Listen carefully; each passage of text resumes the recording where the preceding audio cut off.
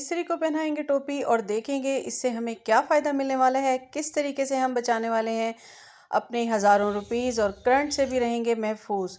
बिल्कुल जी, एक बेल्ट, बेकार बेल्ट वो आपके बहुत ज़्यादा काम आने वाली है, बहुत सारे आपके पर्स को सेव करने वाली है। इसी तरह से छोटे छोटे से टिप्स एंड ट्रिक्स हैं, क्लीनर बनाएंगे बहुत ही ज़बरदस्त किस्म का, और आज हम आपको बहुत ही ज़बरदस्त किस्म की छोटी छोटी सी टिप्स बताएंगे। बिस्मिल्लाहिर्रहमानिर्रहीम, अस्सलाम वालेकुम। कैसे हैं आप? उम्मीद करती हूँ आप सब खैरियत से होंगे। जी बिल्कुल, मैं भी ठीक हूँ। और स्टार्ट करते हैं अपने वीडियो को अपनी टिप नंबर 1 से। जी, तो यहाँ पे मैंने ले लिया था पानी, तकरीबन जो है वो 4 ग्लास जितना, और उसके अंदर मैंने डाल दिया है नमक 2 टीस्पून जितना और सर्फ 2 टीस्पून जितना, और उसके बाद मैंने इसको चढ़ा दिया बॉईल होने। और इसके अंदर मैंने डाला है ये बाथरूम क्लीनर, इसको मैंने तकरीबन 3 टेबलस्पून जितना डाल दिया।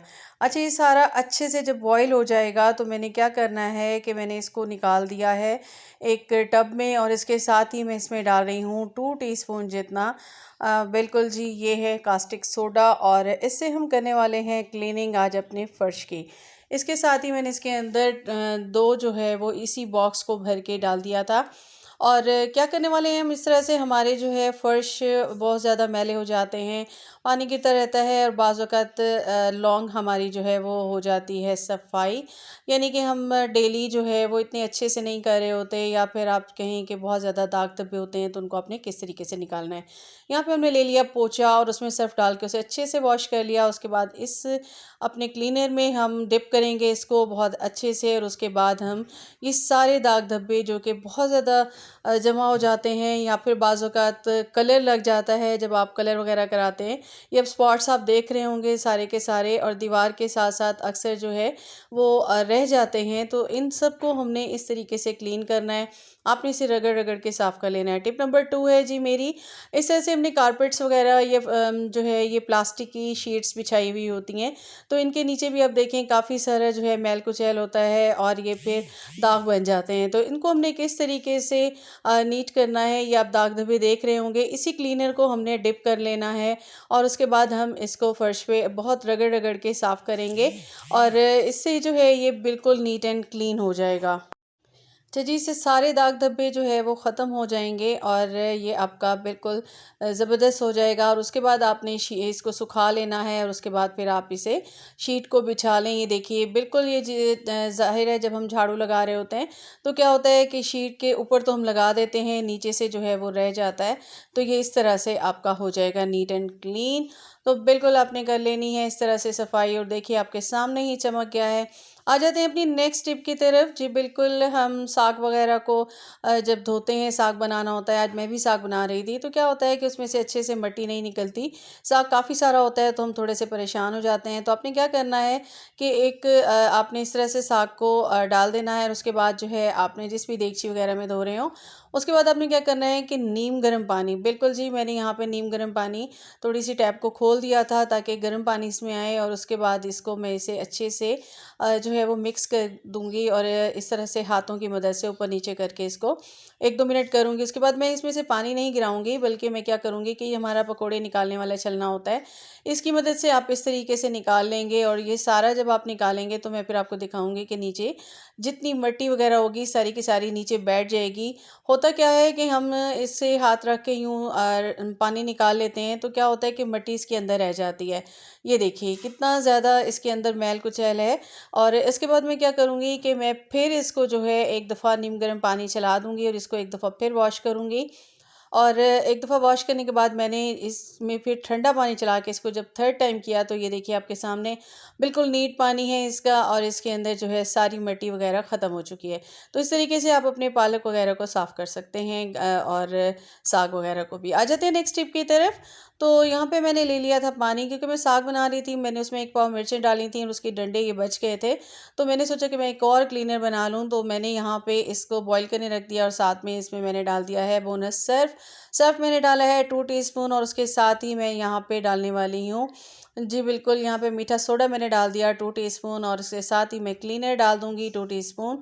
और ये मैं क्या बनाने वाली हूँ जी, बिल्कुल आजकल जिस तरह से है कि मच्छर बहुत ज़्यादा हैं, और इसके अलावा अगर आपके घरों में जो है वो परिंदे वगैरह हों तो वो काफ़ी गंद वगैरह मचाते हैं। यहाँ पे मेरे ये देख लिए, ये ऊपर दीवार पे सारे के सारे ये कबूतर बैठे हुए हैं, तो ये इनका बहुत ज़्यादा बखेड़ा होता है और बहुत ज़्यादा यहाँ पे ये गंद करते हैं। तो ये होता है कि हम वॉश करते हैं, लेकिन इनकी ये बीट्स वगैरह जो होती हैं, इनकी बीट वगैरह, तो वो जम जाती है फर्श पे। तो इसको साफ़ करने का एक बहुत आसान तरीका है, क्योंकि इस तरीके से मैं यहाँ पे सारा ये फैला दूँगी और उसके बाद मैं इसे तकरीबन आधे घंटे के बाद जो है मैं इसे जो है वो साफ़ कर लूँगी। अच्छा, ये मैंने जो है पहले अच्छे से सारा साफ़ कर दिया था, फिर भी कहीं-कहीं ये हल्का-हल्का रह गए थे, तो उसके बाद मैंने इसको डाल दिया क्लीनर को, और उसके बाद फिर मैं इसे दोबारा से वॉश करके वाइपर कर दूँगी। तो इससे क्या होगा कि मच्छर भी नहीं आएँगे और ये भी नीट हो जाएगा। आ जाते हैं अपनी नेक्स्ट टिप की तरफ कि मैं आज आपको बताऊंगी कि किस तरीके से आप बहुत अच्छी ज़बरदस्त किस्म की हलीम बना सकते हैं। यहाँ पे मैंने ले ली थी दालें, चावल, मूंग की दाल, मसर की दाल, माश की दाल, चावल ले लिए और गेहूँ ले लिया। अच्छा, अब आप सोच रहे होंगे, और चने की दाल, आप सोच रहे होंगे कि मैंने माश की दाल क्यों ली। सबको मैंने लिया था 1/4 कप, और माश की दाल जो है वो मैंने ली थी 3 टेबल स्पून। वो इस वजह से मैं डालती हूँ कि उससे जो है वो लेस बहुत अच्छा आता है हलीम में। और इसको रात को आपने भिगो देना है, और इस तरह से पानी को गिरा के फिर आपने इसमें डालना है पानी, और उसके बाद जो है आप इसे चढ़ा दें। तो इस तरीके से आपका तकरीबन ये 1 किलो है, और आपको 1 घंटा लगेगा। 1 घंटे के बाद ये आपके बिल्कुल रेडी हो जाएगी, और उसके बाद आप इसको बना सकते हैं। मैंने इसको यहाँ पे चढ़ा दिया है और ये मेरी हो जाएगी रेडी बहुत आसानी से। और इसका जो गोश्त है उसको मैंने अलहदा से चढ़ा दिया था। चिकन डालें, गोश्त डालें, उसको आप अलहदा से चढ़ा दें, फिर रेशा करके आप मसालों डाल के ऐड कर लें।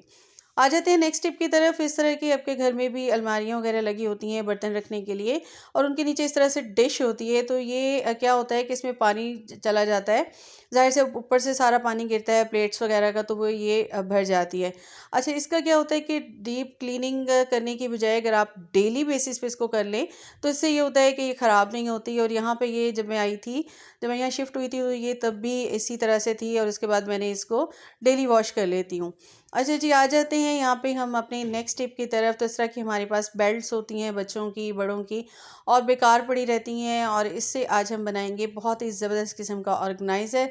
जो बिल्कुल हमारे पास होते हैं इस तरह के हमारे फैंसी पर्स वगैरह, जो कि हम कभी कभी यूज़ करते हैं, लेकिन ये हमारी अलमारी में पड़े हुए हों तो काफ़ी मैस क्रिएट करते हैं। तो इसको आज हम बिल्कुल इस बेल्ट की मदद से संभाल लेंगे। अब आपके 10 पर्स हों, 20 पर्स हों, आप बहुत आसानी के साथ इस तरह से इनको हैंडल कर सकते हैं। और इस तरह मैंने इसको ले लिया, इसकी एक साइड से, और इसकी जो ऊपर से पकड़ने की साइड होती है उसके अंदर से मैं इसको गुजार लूँगी, और इसी तरह से मैं दूसरी साइड से भी इसको ले आऊँगी। और इस तरह मैं सारे पर्स को यहाँ पे रख के उन सब के बीच में से, इनके इन हैंडल के बीच में से गुजार लूँगी एक साइड, और दूसरी साइड भी मैं इसी तरह इनके हैंडल से निकाल के इसको ले आऊँगी। तो उसके बाद मैं इसको बंद कर दूँगी, और बंद करने के बाद मैं इसको ज़िप को जो हमारी ये है बेल्ट को लॉक कर दूंगी, और ये कुछ इस शेप में मेरे पास आ जाएगी। और अब इसको मैं कहीं भी हैंग कर दूं, तो मेरे पास यहाँ पे है, बिल्कुल मैंने इनको हैंग किया है ड्रेसिंग के बिल्कुल पास, ताकि जब भी मुझे ज़रूरत हो तो बिल्कुल ये मेरे सामने भी होंगे, और इस तरह से मेरी अलमारी में रह के मैस क्रिएट नहीं करेंगे।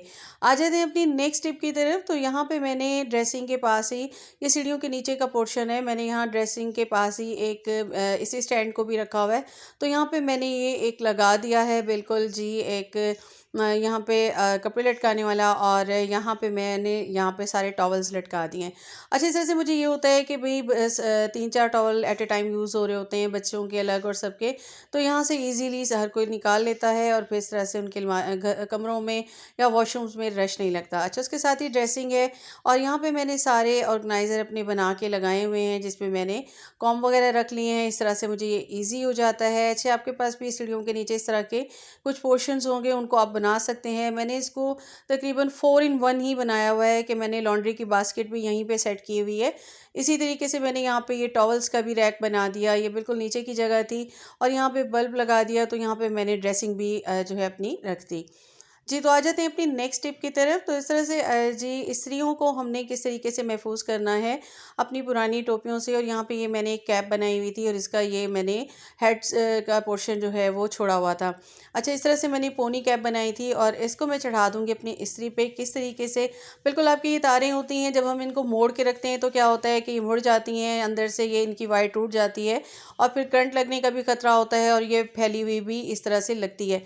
तो इसको मैंने फ़ोल्ड कर लिया कुछ इस तरीके से ढीला ढीला, और उसके बाद मैं इसको ले आऊँगी इसके होल में से, और इसके बाद मैं इसके कैप पहना दूँगी कुछ इस तरह से। अच्छी कैप मैंने अपनी बेटी की बनाई थी, तो अब उसे छोटी हो गई थी, तो मैंने सोचा कि इसको रीयूज़ कर लूँ। तो इस तरह से ये एक महफूज़ हो जाएगी और आपकी वायर भी नहीं टूटेगी, और इस तरह से मेस भी क्रिएट नहीं होगा, और ना ही आपको करंट लगेगा। करंट ज़ाहिर है लगता है, एक तो आपको डॉक्टर के पास जाना पड़ता है, काफ़ी पैसे लगाने पड़ते हैं, और दूसरा ये है इस्त्री आपकी अचानक से ख़राब हो जाए तो फिर उसका भी आपको नुकसान होता है, और आपको तार नहीं लगानी पड़ती है। तो इस तरह से आप अपने हज़ारों रुपीस बचा सकते हैं। आ जाते हैं अपनी नेक्स्ट टिप की तरफ कि जब हमें कटलेट्स वगैरह बनाने होते हैं, तो आप लोग इस तरह से करते हैं कि दाल को अलग से बॉईल करते हैं, और फिर आलू वगैरह को अलग से। एक तो टाइम बहुत ज़्यादा खर्च हो जाता है, सेकेंडली ये होता है कि अलग अलग करने से गैस का भी काफ़ी खर्चा हो जाता है, और हम अपनी गैस भी बचा सकते हैं, टाइम भी बचा सकते हैं। तो किस तरीके से जी, बिल्कुल मैं इकट्ठे इनको पहले मैंने आलूओं को अच्छे से साफ़ कर लिया, धो लिया, और उसके बाद जो है मैंने यहाँ पे दाल ले ली, और इसके साथ ही मैंने आलू को भी बीच में डाल दिया, और सारे के सारे मसाले मैं इसमें ऐड कर दूँगी जो भी मैंने डालना है, और प्याज वगैरह सब कुछ। और उसके बाद मैं इसमें जितना मुझे ये बॉईल चाहिए उतना ही मैं पानी डालूँगी कि मेरी दाल भी गल जाए, मेरे आलू भी, और इस तरह मेरा टाइम भी बच जाएगा, और ज़ाहिर है गैस की बचत होगी तो मेरी मनी भी सेव हो जाएगी। आ जाते हैं नेक्स्ट अपनी टिप की तरफ। तो इस तरह से आप जब भी हलीम वगैरह बनाते हैं, बॉईल करते हैं, तो क्या होता है कि वो गिर जाती है इस तरह से, और इसको गिरने से बचाने के लिए मैंने क्या किया है कि यहाँ पे लकड़ी का एक चम्मच इस तरह रख दूँगी, और ऊपर मैं रख दूँगी ढक्कन।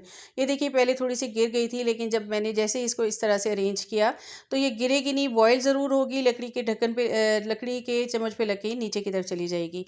तो कैसी लगी आपको मेरी आज की टिप्स एंड ट्रिक्स? उम्मीद करती हूँ आपको आज की मेरी छोटी-छोटी सी टिप्स बहुत पसंद आई होंगी।